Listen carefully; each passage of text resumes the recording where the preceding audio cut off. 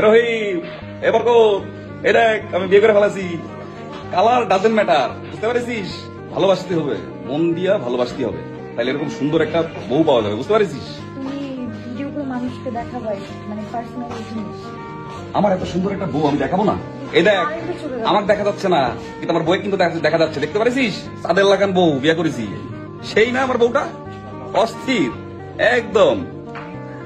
আমার তোরা দেখতে পারিস আর না পারিস কোনো সমস্যা নাই, বউ আমার পাশে থাকলেই ওর আলোতে আমি জ্বলে উঠবো আপন শক্তিতে, বুঝতে পারছিস? সবাই এখন বাই, বিয়ে করো, ভালো থাকো, ভালোভাবে সংসার করো।